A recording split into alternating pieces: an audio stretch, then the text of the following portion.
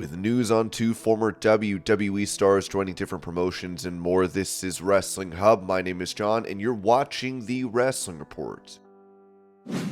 Before we get into the rest of the video, make sure you subscribe to Wrestling Hub and turn on all notifications to stay up to date with everything in the world of pro wrestling. Also, don't forget to follow us on Instagram at Wrestling Hub Official and follow us on Twitter at Wrestling_Hub.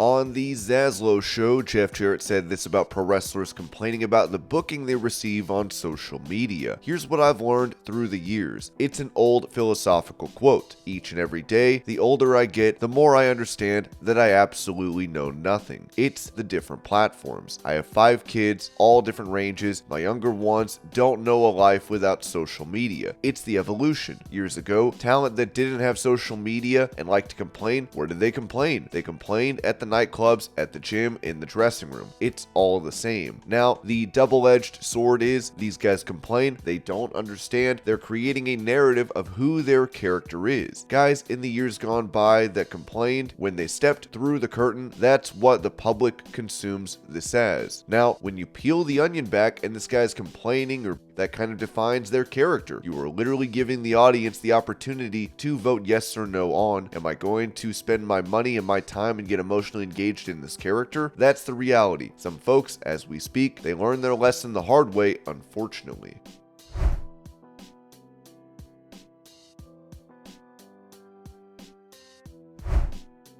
Touching on why he was unmasked, Preston Vance revealed on the AEW Unrestricted podcast, I remember I was somewhere backstage and Andrade pulled me aside and was like, hey, I'm gonna go to Tony. I want you with us. I think you'd look cool in a suit. Take off the mask. And I'm like, yeah, let's do it. I was doing the 10 thing for, at that point, like 3 years, so I was pretty ready to change. I never liked wearing the mask. I never wore it before AEW. It's hard trying to connect with the people when you're under a mask. There are pros and cons to it. A pro is that you never have to worry about facial expressions or anything. But the con is, I mean, literally, it's hard to show any enthusiasm. It's all body language, and so I'm pretty glad I'm done with the mask.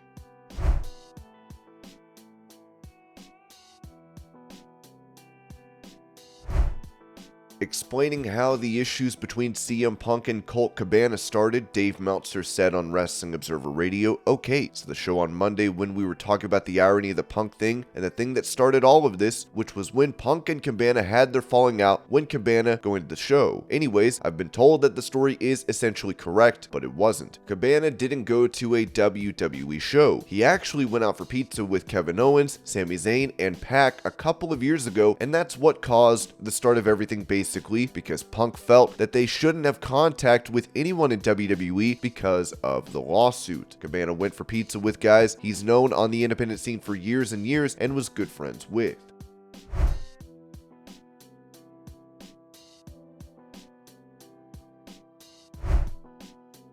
Talking about her return to WWE at the Royal Rumble this year, Nia Jax told Busted Open Radio, I did catch the bug again when I got in the ring. I was like, this feeling, this adrenaline that pumps through you, you know? I was breathing super hard before I went out, and you know, Kasama, WWE producer, was backstage helping me breathe through it, and I had a bunch of the guys come by and give me a hug, and so when my music hit, that feeling of, oh what the hell was I thinking? Let's go. I did catch the bug after being in the Rumble, which I was like, maybe coming back would be a cool thing. I mean, if the people do remember me and the only thing I'd want to do is to come back and help anybody out I could, I would love to add to the division. It would be something that I would love to do.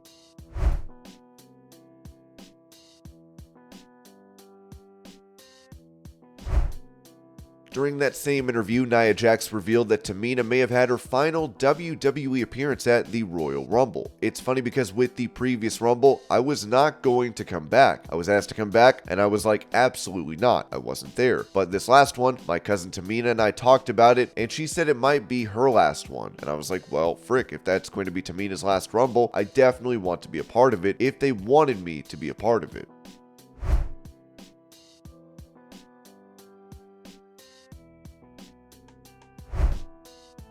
Touching on a former WWE star making his debut in AEW, Sean Ross Sapp reported that Roderick Strong appeared on AEW's Dynamite. The former WWE wrestler came to the aid of his Undisputed Era ally Adam Cole. Strong had been absent from WWE TV for several months, and the company had been tight-lipped about his status. There were reports that WWE had considered having him coach through the rest of his deal, but it's unclear if that pitch ever made it to him. WWE talent we spoke to revealed that they believed his contract was set to run until the following year, but this information has not been officially confirmed. Recently, 2K was instructed to remove Roderick Strong from their wrestling game. WWE talent we spoke to said they had not received any updates from the company regarding Strong's status, and he had not been seen at the WWE Performance Center for some time. However, sources close to Strong stated that he was doing well physically and was cleared to wrestle. Many wrestlers in AEW were pleasantly surprised by Strong's debut, as he is well liked in the industry. The move to AEW could provide Strong with new opportunities and a fresh start. The wrestling world will undoubtedly be watching to see what Strong's future holds, and how this story will unfold in AEW. It would be added by Dave Meltzer that it was a shock to a lot of people in WWE. I know that there were people who knew his contract was up, but most people didn't know that.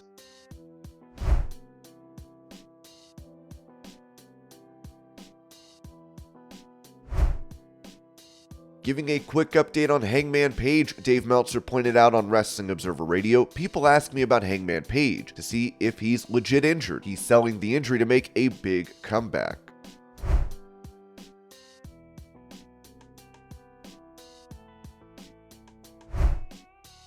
Speaking of injury angles in AEW, Meltzer would also explain why Jamie Hayter did not save Britt Baker on Dynamite. They did an arm injury for her, and it was supposed to be pushed. Somehow, the wires got crossed. See, that was the reason why Jamie Hayter was not saving Britt Baker, because Jamie was supposed to be, they were supposed to say that Jamie is gone, because when she was thrown into the steps, and she was injured, and she had been taken to a medical facility, but somehow that was never said. So we were wondering why Jamie didn't make the save, and we were supposed to know that Jamie couldn't make the save because she wasn't there anymore. So she's selling the arm injury now.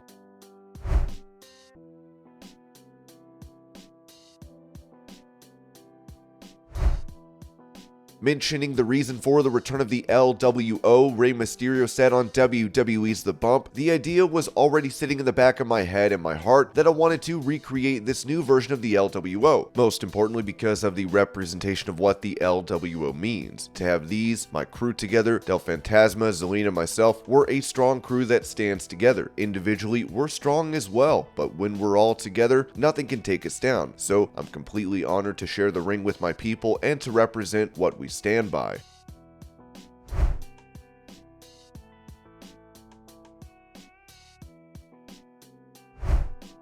Shedding light on an interesting development involving an AEW star, Jose the Assistant tweeted that MJF gave Rush a briefcase full of money on national TV, and that week people in Mexico were looking to find out where Rush lived to go steal that money. 100% true story.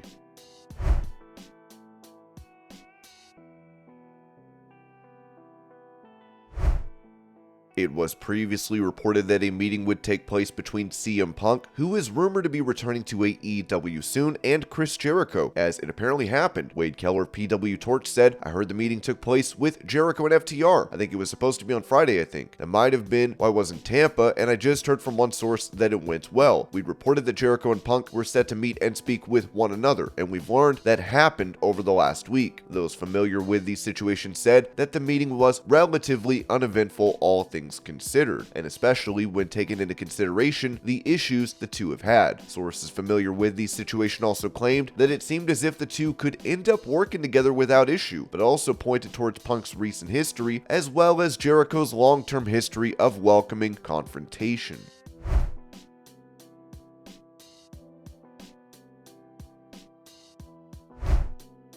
With Triple H unveiling a new World Heavyweight title on Raw this week, Steve Carrier reported this about potential plans for the belt. According to a circulating report, Seth Rollins is currently the leading contender to claim the WWE World Heavyweight Championship. However, Ringside News has been informed that this does not guarantee his victory, as Vince McMahon has been known to alter plans at the last moment.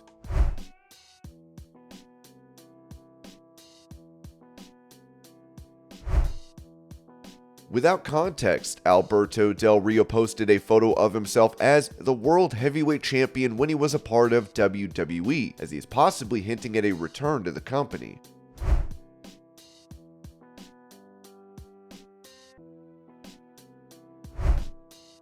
As many have been wondering what will be next in the pro wrestling world for Naomi, who walked out of WWE with Sasha Banks nearly a year ago, it was recently noted that PWInsiderElite.com has confirmed that Impact Wrestling's big Chicago surprise for their TV tapings this weekend is the debut of former WWE star Trinity Fatu, aka the former Naomi. This would be Fatu's first pro wrestling appearance since exiting WWE. We've also confirmed this is not planned to be a one-time appearance and will be the start of a run for the former SmackDown Women's Champion in Impact. And this was your pro wrestling news update. I hope you're all having a great day. Thank you so much for watching, and I'll see y'all later.